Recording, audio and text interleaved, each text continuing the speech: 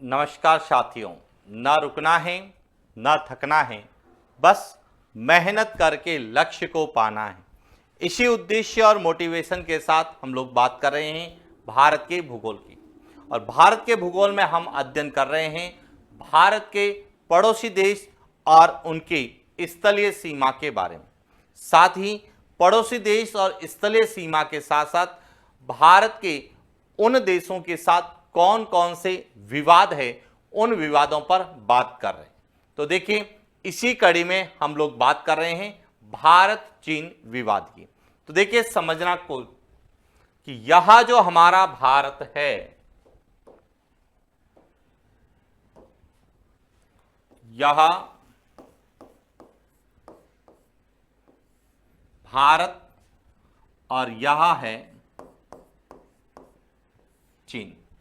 अब भारत और चीन के बीच में कौन कौन से विवाद हैं?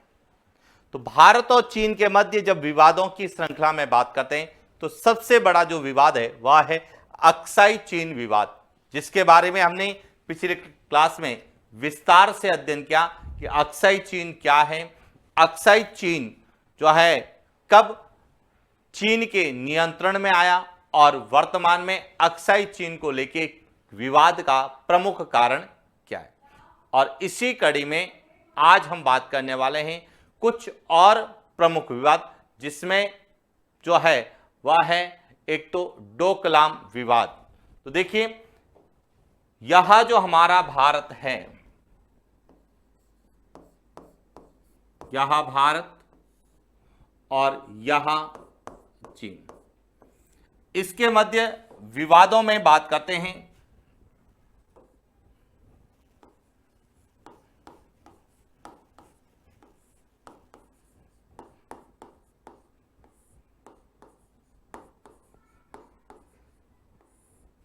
विवाद। तो सबसे पहला आता है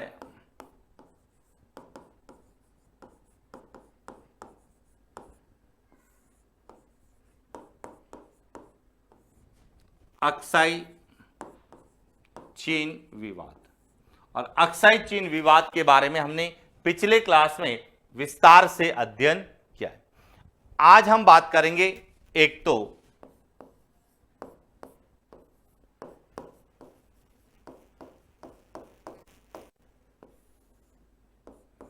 डोकलाम विवाद, इसके बाद हैं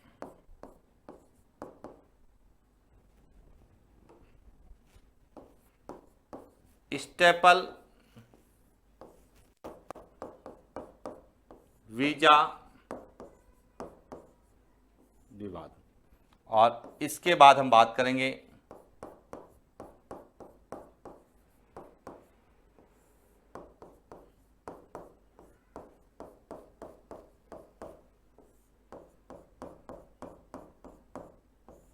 मोतियों की माला नीति। अब सबसे पहले समझना डोकलाम विवाद क्या है।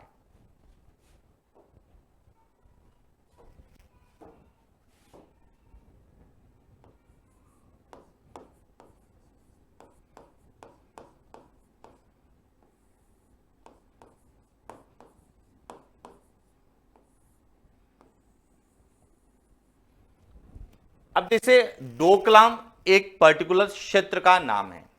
अब यह कहां पर है? तो यह भारत में, यह जो राज्य है, यह राज्य है सिक्किम। और सिक्किम में जो त्रिसंघीय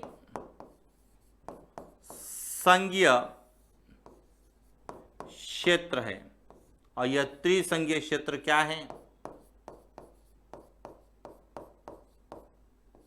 डोकलाम। यानी कि यहां पर जो देश है, यह देश है भूटान, यहां पर है चीन, और यह है, इन तीनों देशों के जंक्शन पर जो यह क्षेत्र है, यह कहलाता है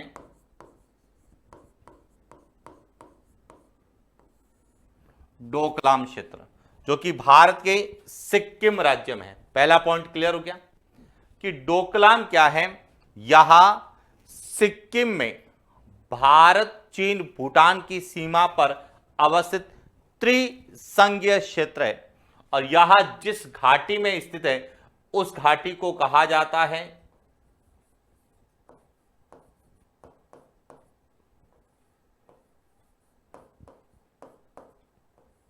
चुंबी घाटी। तो आप पहले तो डोकलाम क्षेत्र को समझना और इसके बाद इसके विवाद का क्या कारण है उसको हम लोग समझेंगे। तो डोकलाम जो है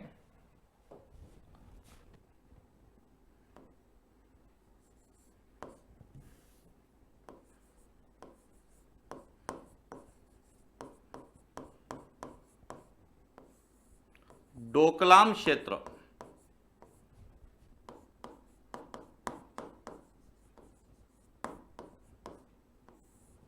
सिक्किम के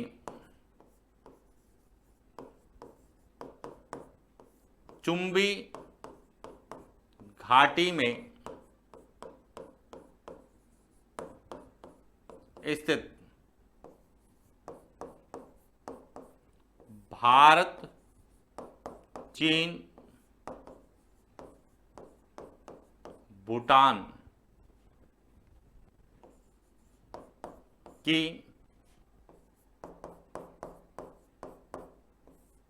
सीमा पर स्थित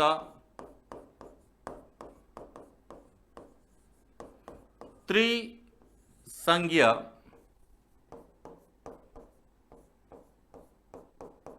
क्षेत्र है। यानी कि डोकलाम क्षेत्र क्या है कि यह भारत के सिक्किम राज्य में स्थित है और सिक्किम में एक घाटी है जिसे हम चुंबी घाटी कहते हैं। उस चुंबी घाटी में भारत चीन और भूटान की सीमा पर स्थित त्रिसंघीय क्षेत्र है। अब यह त्रिसंघीय क्षेत्र क्या होता है, तो संयुक्त राष्ट्र संघ का एक चार्टर है और उसमें लिखा हुआ है कि जहां 3 देशों की सीमाएं लगती है उस क्षेत्र को त्रिसंघीय क्षेत्र, ट्राई जंक्शन पॉइंट कहा जाता है, जहां पे तीनों देशों की सहमति आवश्यक है। यानी कि आपको त्रिसंघीय क्षेत्र के बारे में भी पता होना चाहिए।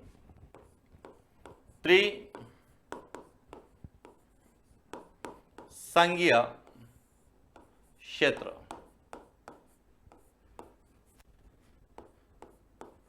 Tri junction point.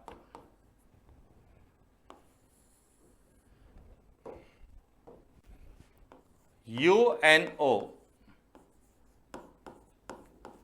चार्टर के अनुसार 3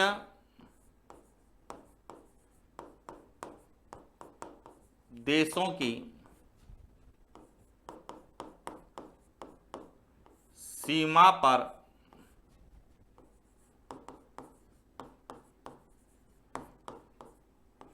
अवस्थित क्षेत्र जहां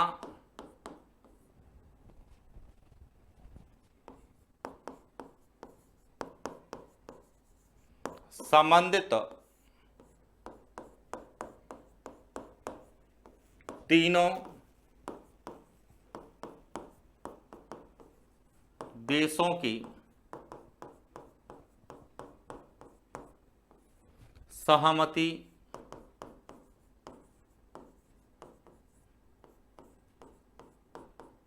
आवश्यक है। त्रिसंघीय क्षेत्र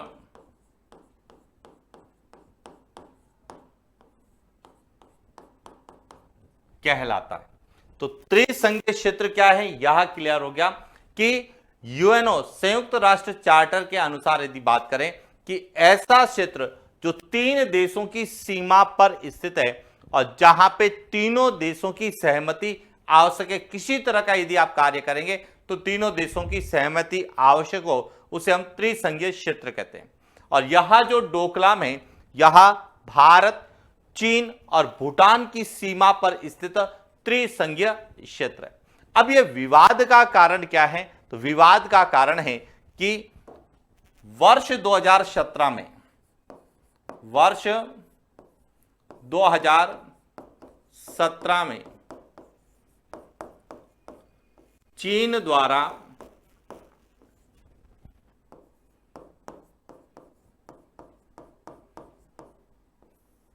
डोकलाम क्षेत्र पर अधिग्रहण करने का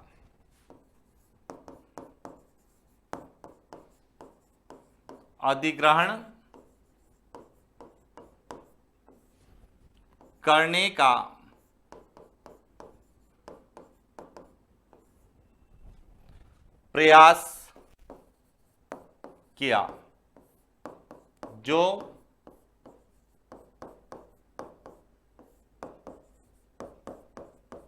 चीन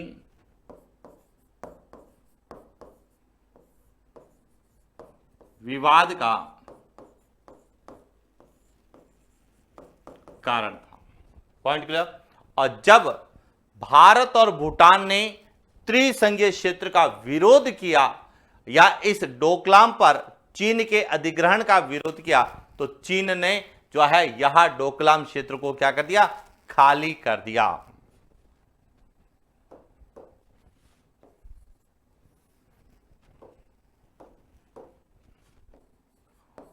भारत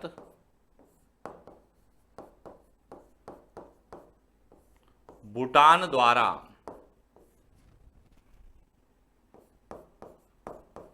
त्रिसंघीय क्षेत्र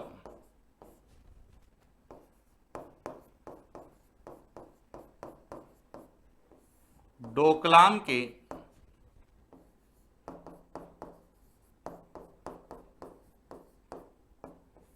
अधिग्रहण करने का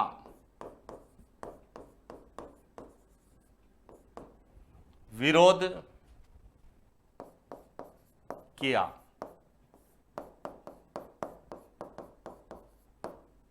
जिसके कारण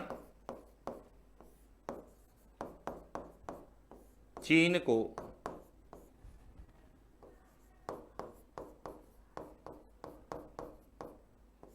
डोकलाम क्षेत्र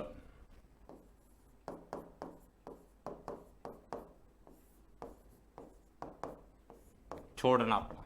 तो अब हमारा यहां से जो प्रश्न आता है, वह प्रश्न आता है कि डोकलाम क्षेत्र विवाद किन दो देशों के मध्य है? तो भारत और चीन के मध्य। या फिर पूछा था कि हाल ही में भारत और चीन के मध्य विवादित डोकलाम क्षेत्र किस राज्य में है? तो सिक्किम राज्य में है। या फिर किन देशों की सीमा पर स्थित है? तो भारत, चीन और भूटान की सीमा पर स्थित है। या फिर पूछा जा सकता है कि वह किस घाटी में स्थित है? तो चुंबी घाटी में। और कई बार डायरेक्ट भी चुंबी घाटी पूछा जा सकता है कि चुंबी घाटी जो है किस राज्य में है? तो सिक्किम। तो इस तरह से वर्तमान में यदि कोई भी चर्चित क्षेत्र है या विवादित क्षेत्र है, उसका संबंध किस भौगोलिक क्षेत्र से है, तो यहां हमें एग्जाम में पूछा जाता है। और इसीलिए जब हम भारत की अवस्थिति और विस्तार का अध्ययन करते हैं, तो उससे संबंधित जो भी क्षेत्र जो विवाद का कारण है और यदि वह किसी भौगोलिक क्षेत्र में है, तो उन्हें हम साथ ही अध्ययन करते हैं, ताकि परीक्षा में करंट के आधार पर प्रश्न पूछे जाएं तो हमारे गलत नहीं हो। क्लियर हो गया? ये तो था डोकलाम विवाद, जो कि भारत और चीन के मध्य विवाद। इसके बाद एक आता है स्टेपल वीजा विवाद, जिसे नत्थी वीजा विवाद भी कहते हैं। तो अब उसे भी समझना।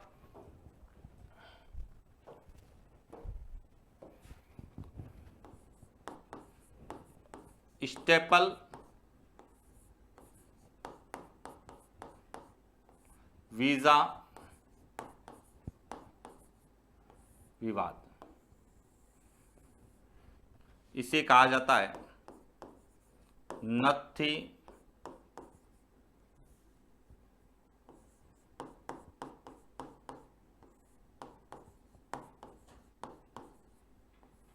वीजा विवाद।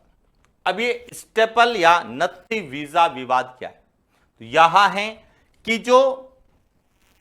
यहां जो चीन है, यहां चीन, यहां लद्दाख, कौन से? लद्दाख, जो कि पहले जम्मू कश्मीर राज्य का हिस्सा था।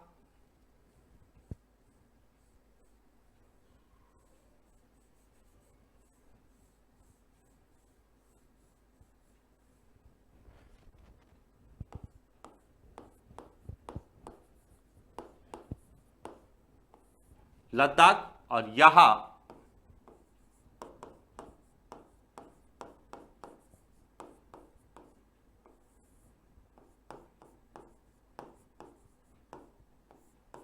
अरुणाचल प्रदेश। तो जो चीन है वह लद्दाख और अरुणाचल प्रदेश के नागरिकों को एक विशेष प्रकार का वीजा प्रदान करता है, और इस वीजे को स्टेपल वीजा या नत्थी वीजा कहा जाता है। और भारत के द्वारा इस वीजे का विरोध किया गया, जो कि भारत और चीन के मध्य विवाद का क्या है? कारण है। यानी कि चीन के द्वारा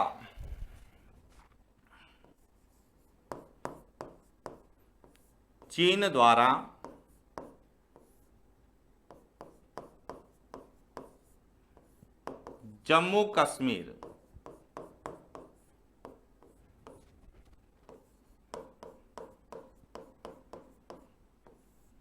वर्तमान में लद्दाख तथा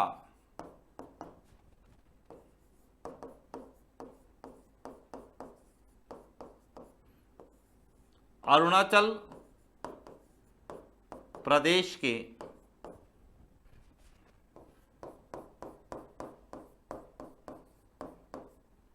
नागरिकों को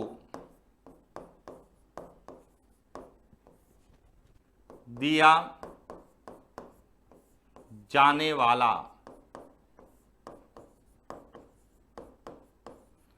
विशेष वीजा, जिस पर भारत ने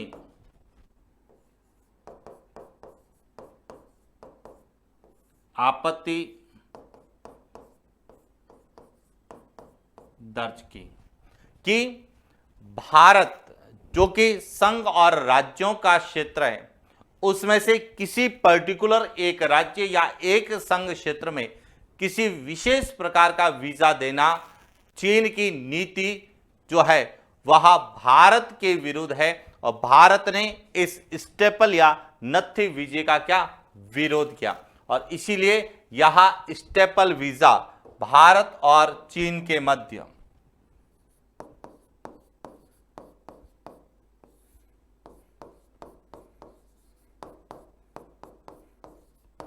नत्थी वीजा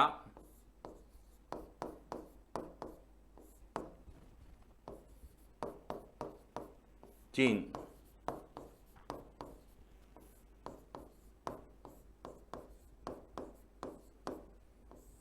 विवाद का क्या है कारण। तो अब हमारा यहां से जो प्रश्न बनता है, वह प्रश्न पूछा जा सकता है कि स्टेपल वीजा किस देश के द्वारा जारी होता है?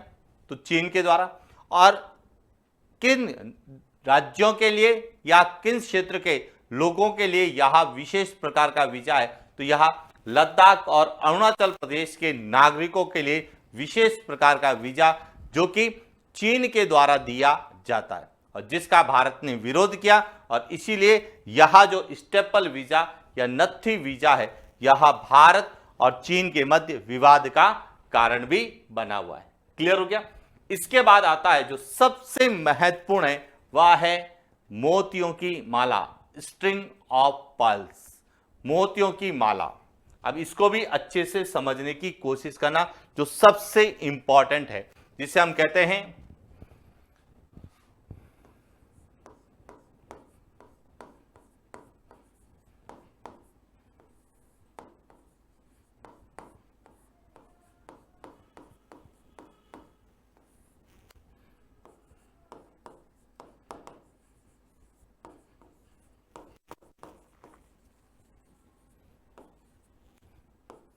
String of pearls. अब ये मोतियों की माला क्या है? तो यहां जो भारत है, अब पूरा इसको अच्छे से समझना कि क्या है। यहां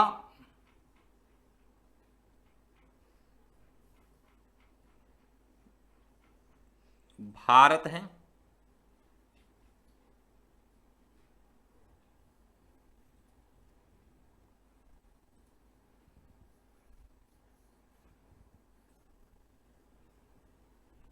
और यहां चीन है।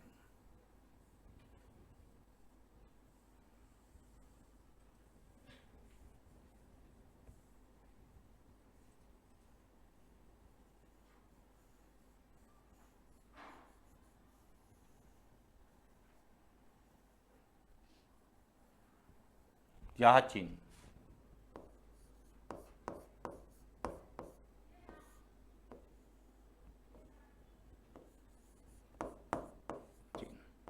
क्लियर हो गया? अब देखिए, चीन के द्वारा यह क्षेत्र है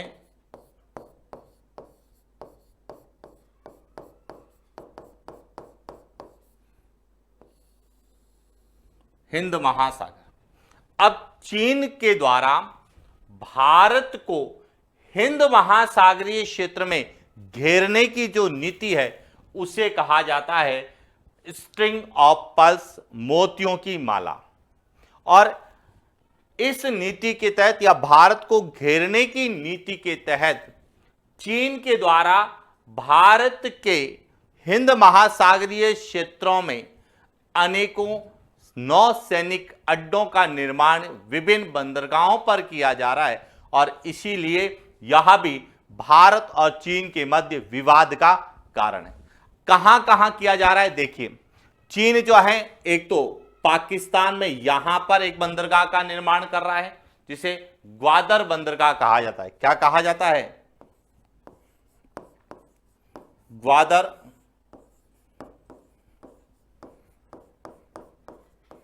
बंदरगाह। यहां कहां पर है?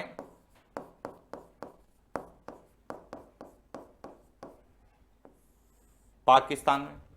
दूसरा बंदरगाह का निर्माण किया जा रहा है हम्बनटोटा, श्रीलंका में। यहां पे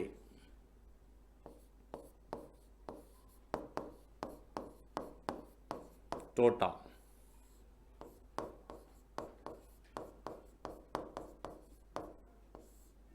श्रीलंका में।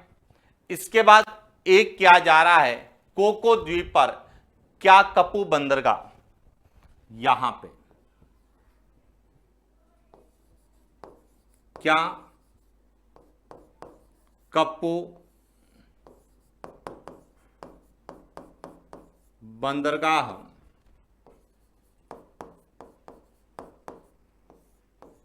कोको द्वीप, जो कि किसका भाग है? म्यांमार का भाग है। और एक दो बंदरगाह का निर्माण किया जा रहा है वह बांग्लादेश में, जिसमें एक का नाम है चटगांव बंदरगाह।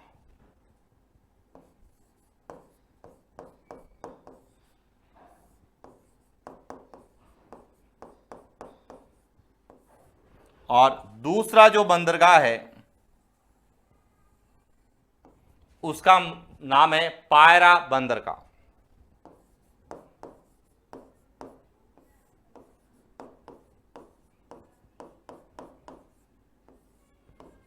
यहां दोनों कहां पर हैं?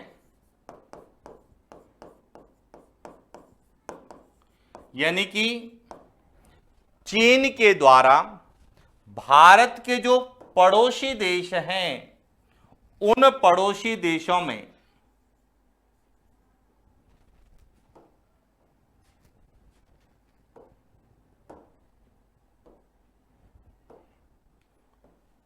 यहां 2, 3, 4 और 5 इस तरह से भारत को जो है एक चारों तरफ से हिंद महासागरीय क्षेत्र में घेरने की जो नीति है, 1, 2, 3, 4 और 5 चारों तरफ से भारत को घेरने की यह जो नीति है, इस नीति को कहा जाता है मोतियों की माला नीति। और इसका भारत ने क्या क्या विरोध किया है, और इसीलिए यह मोतियों की माला जो नीति है, यह भी भारत और बांग्लादेश के भारत और चीन के मध्य विवाद का एक क्या है, कारण है। तो इसको भी हम नोट करते हैं, मोतियों की माला नीति।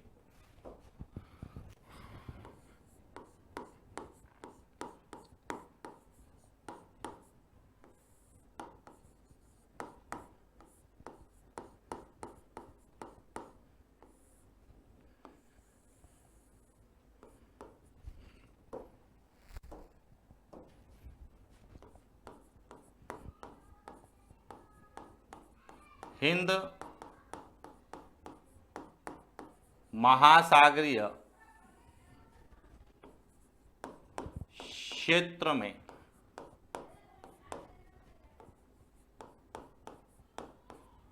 भारत को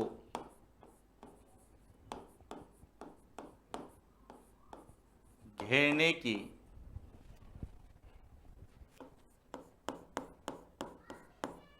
नीति के उद्देश्य से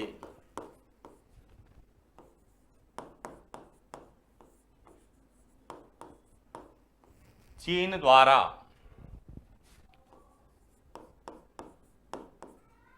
भारत के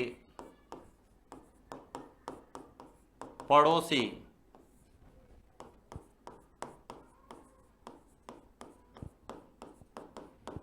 हिंद महासागरीय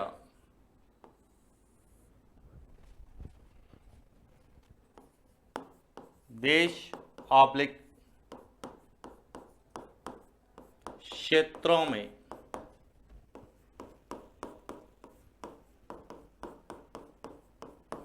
नौसैनिक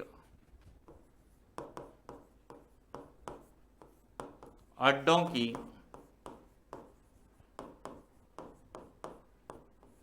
स्थापना की गई है, जिसे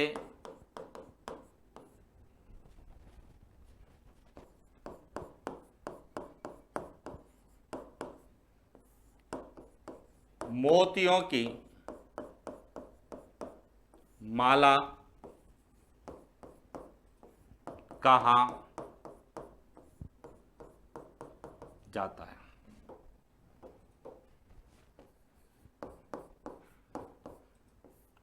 भारत द्वारा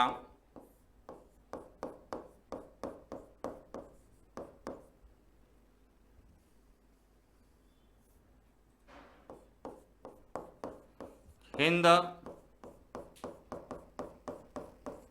महासागरीय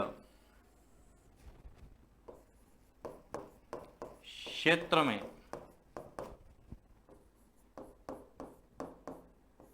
भारत को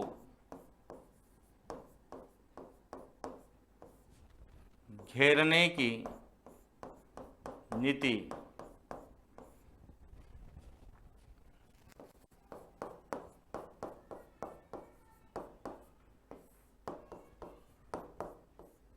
मोतियों की माला का विरोध किया, जो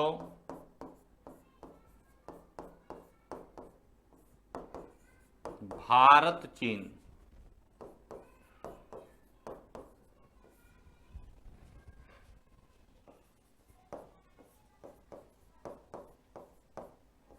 विवाद का कारण। अब हमारा यहां से प्रश्न क्या आता है, हमारा प्रश्न पूछा जा सकता है कि मोतियों की माला का सम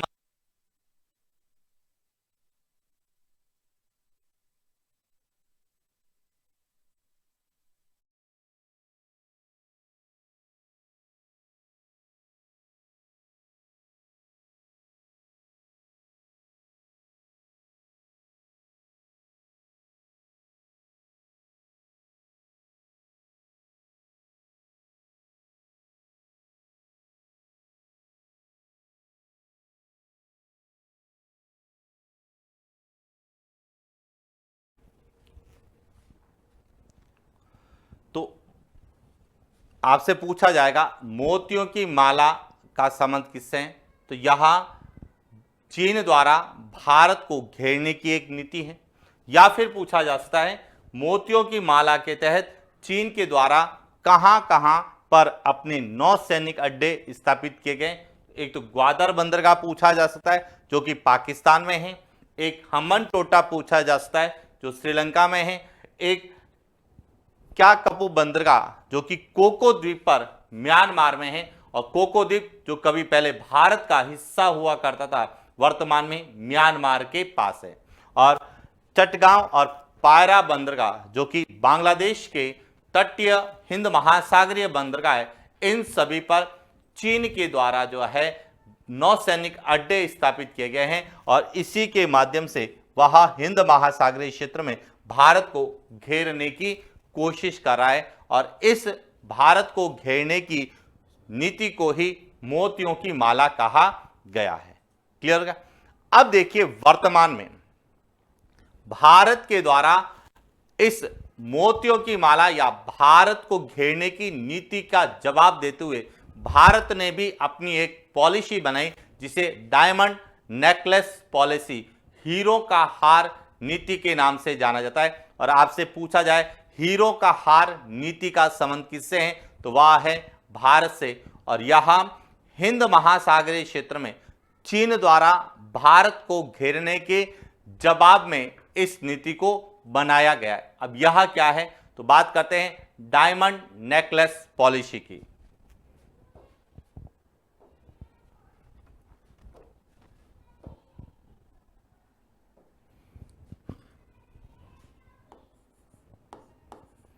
डायमंड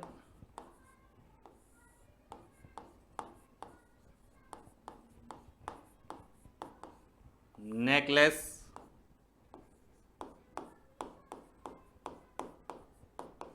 पॉलिसी, जिसको कहा जाता है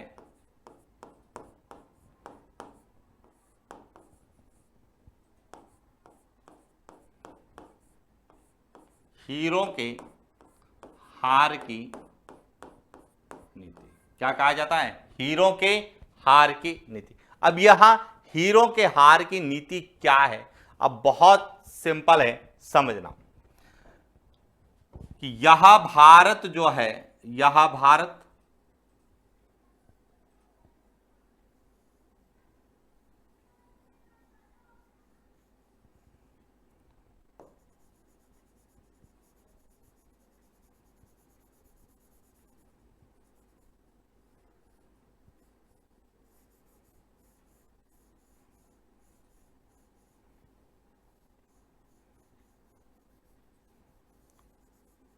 और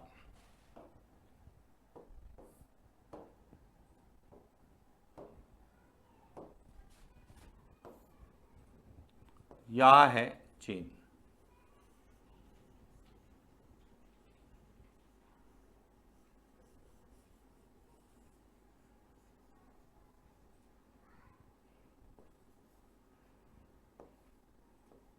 यह चीन।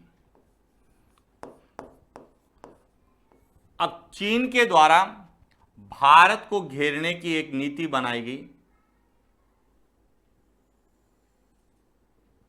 यह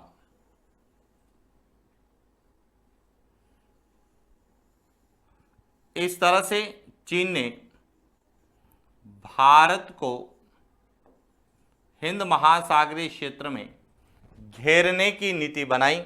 इसे क्या कहा गया, इसे कहा गया था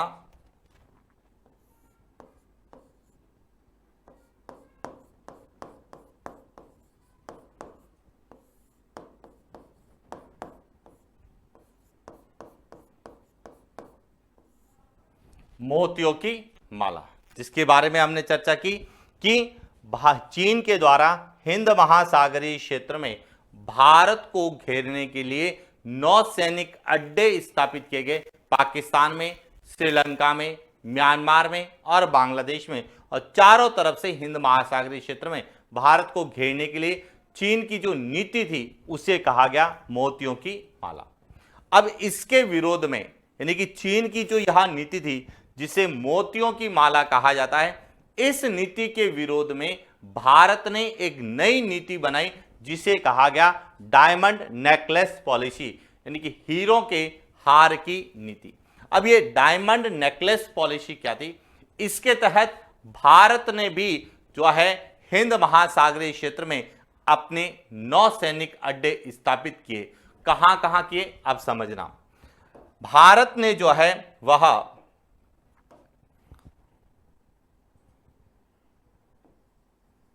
ईरान, ओमान, सेशल्स, इंडोनेशिया और सिंगापुर, इस तरह से भारत ने भी जो है हिंद महासागरीय क्षेत्र में मोतियों की माला के विरोध में 9 सैनिक अड्डों की एक श्रृंखला स्थापित की और इसे क्या कहा गया?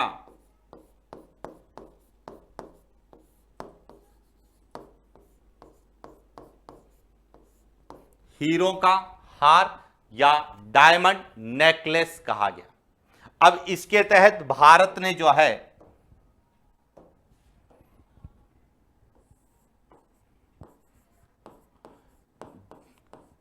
ईरान,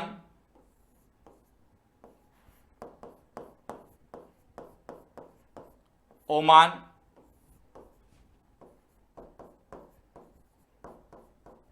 सेशल्स,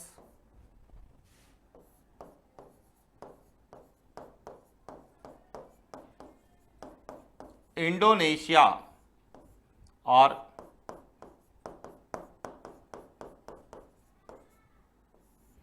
सिंगापुर में जो है अपने 9 सैनिक अड्डे स्थापित किए और जो चीन की नीति थी उसका जवाब जो है उन्होंने हीरो के हार डायमंड नेकलेस पॉलिसी के तहत दिया। इसीलिए आपसे पूछा जा सकता है डायमंड नेकलेस पॉलिसी क्या है, तो अब यहां समझना।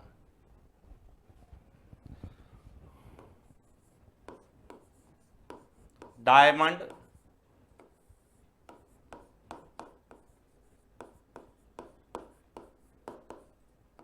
नेकलेस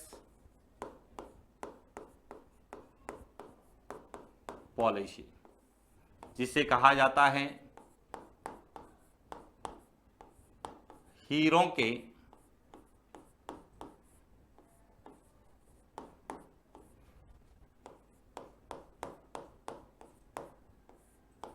हार की नीति। अब यहां क्या है, इस पर हम लोग बात करते हैं।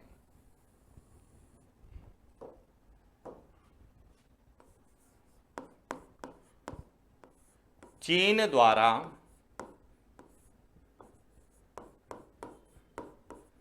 भारत को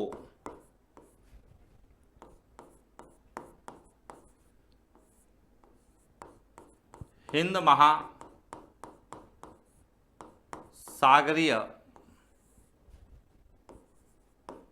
क्षेत्र में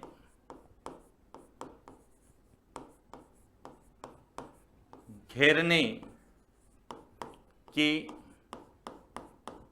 नीति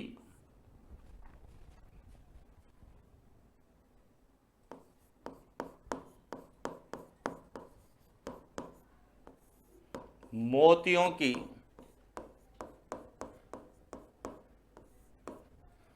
माला के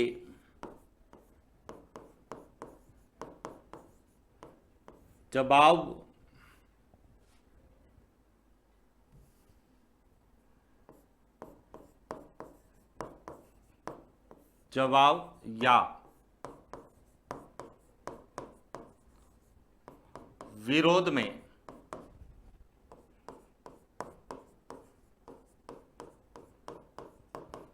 हिंद महासागरीय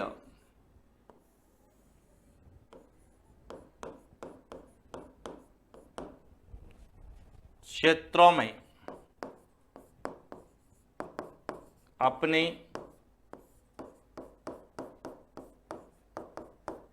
नौसैन्य अड्डे स्थापित करने की नीति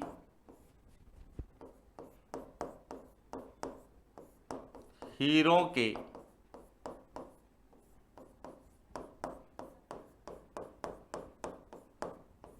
हार की नीति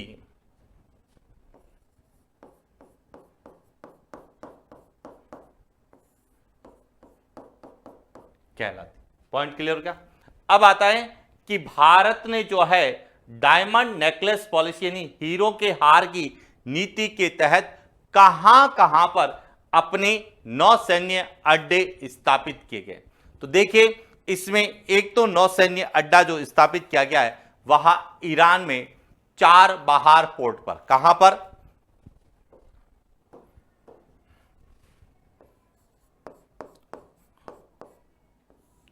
भारत द्वारा स्थापित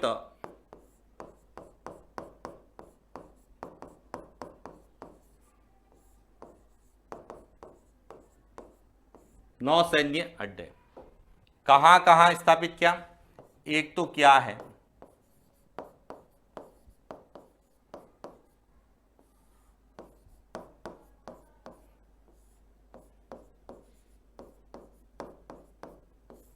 चाबहार पोर्ट ईरान में, पहला पॉइंट। इसके बाद दूसरा जो है वह डुक्म पोर्ट ओमान में।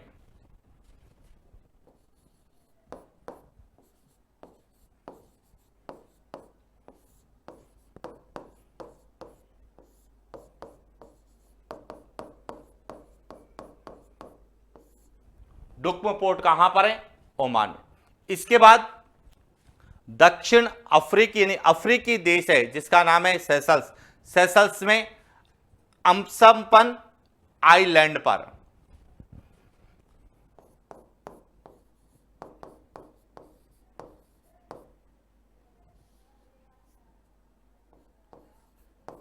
अम्पसन आइलैंड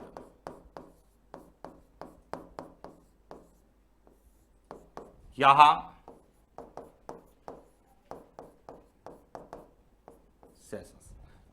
स्थापित किया गया। इसके बाद एक स्थापित किया गया है इंडोनेशिया में। कहां पर? इंडोनेशिया में जो है सबंग पोर्ट पर।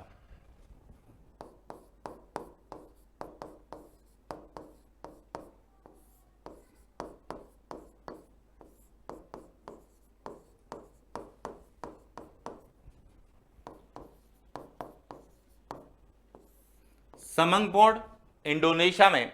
और पांचवा जो है अपना नौसैन्य अड्डा स्थापित किया गया है सिंगापुर में, और सिंगापुर में है चांगी नेवल बेस।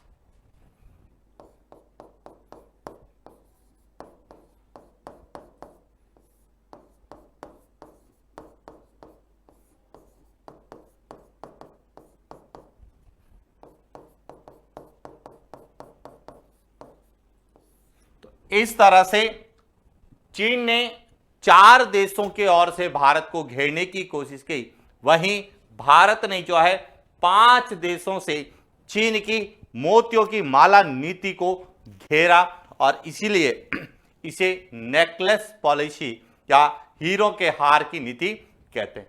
तो यह भी क्लियर हो गया कि डायमंड नेकलेस पॉलिसी क्या है।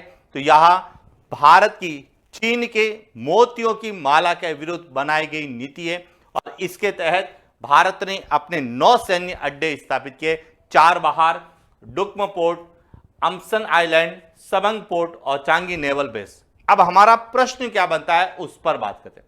प्रश्न देखिए कि डायमंड नेकलेस पॉलिसी के तहत भारत ने जो अपने 9 सैनिक अड्डे स्थापित किए उसमें से 4 देश एशियाई देश हैं, जबकि एक जो देश है वह अफ्रीकी देश है, और वह कौन सा है? सेशल्स। यहां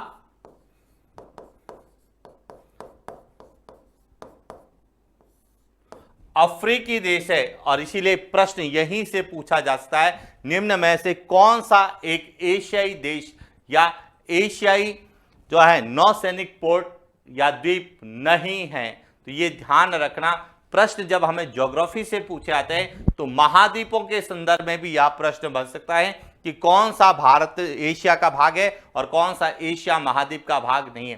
प्रश्न पूछा जा सकता है कि हाल ही में चर्चित अम्सन आइलैंड निम्न में से किस महाद्वीप का भाग है? तो यह सेशल्स में है और सेशल्स अफ्रीकी देश है जो हिंद महासागरीय क्षेत्र में स्थित है और सेशल्स जो है अफ्रीका का सबसे छोटा द्वीपीय देश भी है।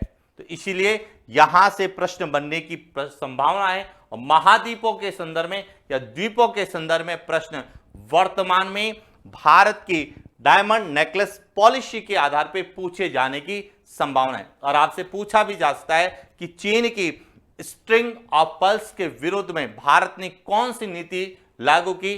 तो डायमंड नेकलेस पॉलिसी यानी कि हीरों के हार की नीति लागू की। मोतियों की माला चीन की नीति है और हीरों के हार की नीति भारत की नीति है। क्लियर हो गया? और इसके बाद वर्तमान में एक और भारत की योजना काफी चर्चित रही है जिसका नाम है वाइब्रेंट विलेज प्रोग्राम। उस पर भी हम लोग चर्चा करते हैं। Vibrant village programme,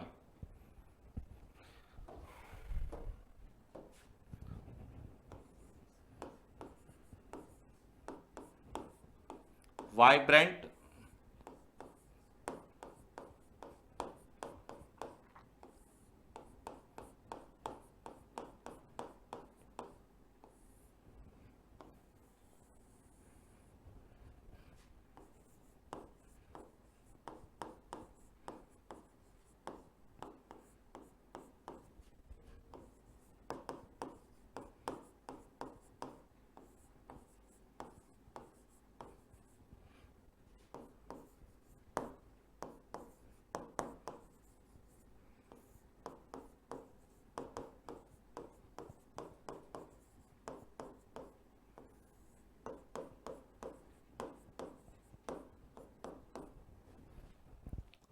vibrant village programme क्या है?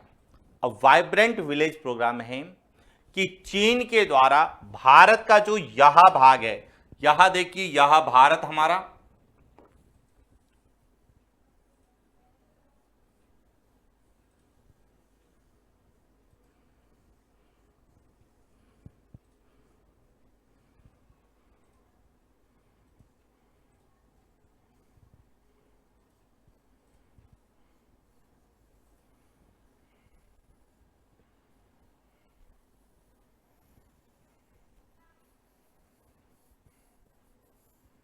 यह जो भारत है और यहां है चीन,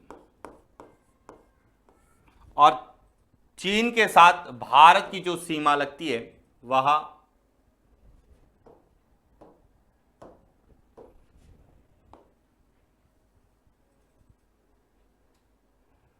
यह सीमा है, यह सीमा है और यह सीमा,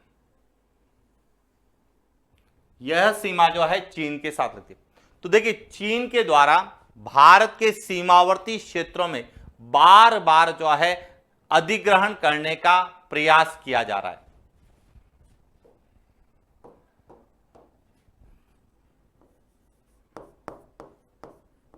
चीन द्वारा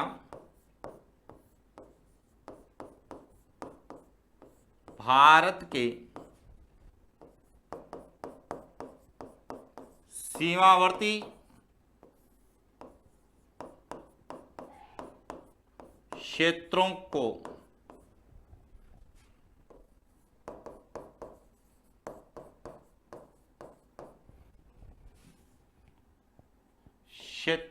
का अधिग्रहण करने का प्रयास किया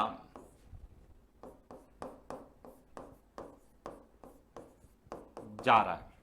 यानी कि चीन के द्वारा बार बार जो है सीमावर्ती जो क्षेत्र जो चीन के साथ लगते हैं, चाहे वह अरुणाचल प्रदेश का है, सिक्किम का है या लद्दाख का है, उन क्षेत्रों को अधिग्रहण करने का प्रयास किया जा रहा है। इसे रोकने के लिए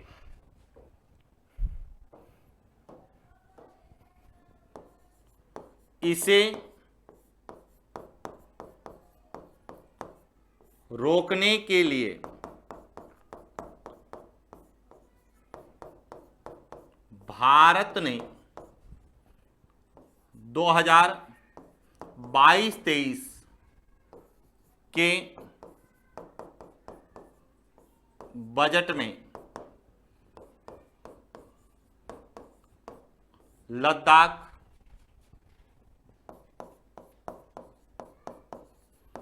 हिमाचल प्रदेश,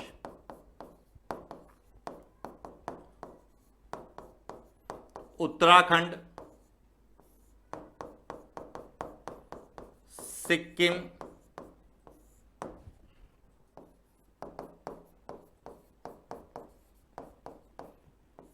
अरुणाचल प्रदेश के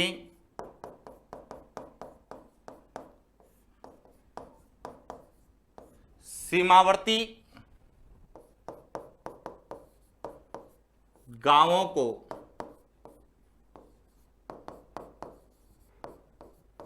आधारभूत सुविधा एवं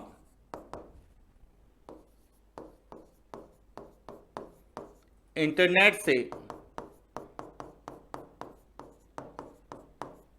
जोड़ने की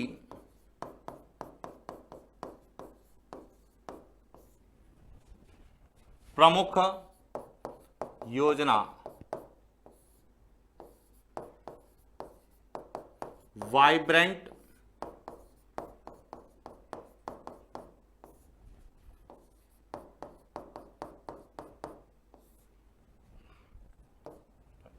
कि चीन के द्वारा भारत के सीमावर्ती क्षेत्रों में बार बार अधिग्रहण का प्रयास किया जा रहा है। तो इसीलिए भारत ने एक ऐसी योजना शुरू की ताकि यह जो अरुणाचल प्रदेश के सीमावर्ती जो गांव हैं, सिक्किम के सीमावर्ती गांव हैं, या लद्दाख, हिमाचल प्रदेश और उत्तराखंड के जो सीमावर्ती गांव हैं, इनमें आधारभूत सुविधाओं का विकास किया जाए और यहाँ पे इंटरनेट सुविधा जो है यह विकसित की जाए।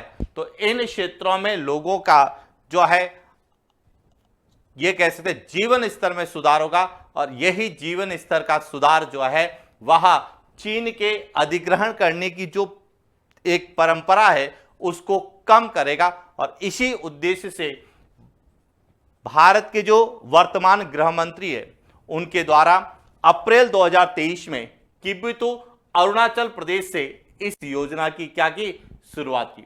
अब यह योजना 2022-23 के बजट में घोषित की गई और इसका जो रखा गया है कि 2025-26 तक वाइब्रेंट विलेज योजना के तहत सीमावर्ती क्षेत्रों की आधारभूत संरचना विकास और पूर्ण रूप से सुविधा युक्त क्षेत्रों का विकास किया जाएगा।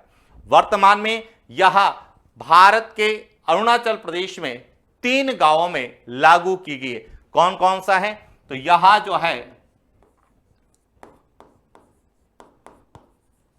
किबिथु से इसकी शुरुआत हुई, किबिथु, काहो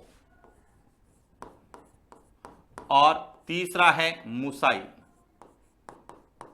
यह तीनों ही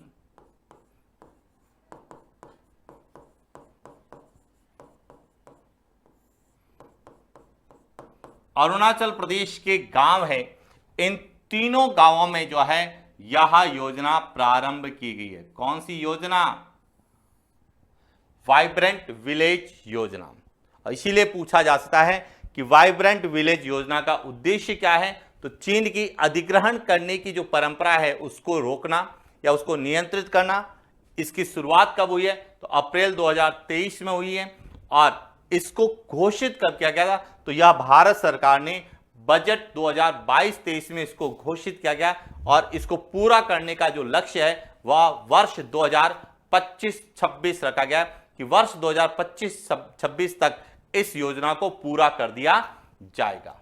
और इसमें कितने राज्य आएंगे? 4 राज्य, अरुणाचल प्रदेश, सिक्किम, उत्तराखंड, हिमाचल प्रदेश और एक केंद्र शासित प्रदेश लद्दाख, जिसमें यह योजना प्रारंभ की गई है। जबकि शुरुआत जो है इसकी अरुणाचल प्रदेश के किबिथु से हुई है। और किबिथु जो कि भारत का सबसे पूर्वतम बिंदु कहलाता है, बेलांगो किबिथु जो कि भारत का सबसे पूर्वतम बिंदु है। तो भारत के जब हम देशांतरीय विस्तार की बात करते हैं तो किबिथु को पढ़ते हैं और इसी किबिथु से जो है वाइब्रेंट विलेज योजना की शुरुआत की गई, जो कि भारत की चीन के विरुद्ध एक विशेष नीति है, या ये इसको कह सकते हैं कि चीन को नियंत्रित करने की भारत की यह एक कूटनीतिक प्रयास है।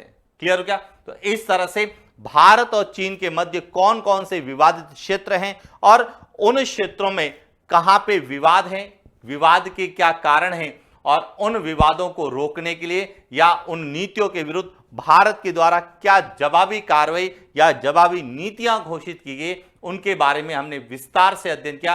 और इसी के साथ भारत और चीन को लेकर जितने भी मुद्दों से संबंधित अवस्थिति को लेके, विस्तार को लेके, राज्यों को लेके, विवादों को लेके जो प्रश्न पूछे जाने की संभावना है, उनको वर्तमान संदर्भ में जोड़ते हुए हमने अध्ययन किया है। और इसी तरह से आगे जो भारत के अन्य पड़ोसी देश हैं, चाहे पाकिस्तान है, अफगानिस्तान है, नेपाल, भूटान, म्यांमार, जिनको लेके भी प्रश्न हमें पूछे जाने की संभावना है, उन पर हम विस्तार से चर्चा करने वाला। तो आज के लिए इतना ही, मिलते हैं नेक्स्ट क्लास। Thank you.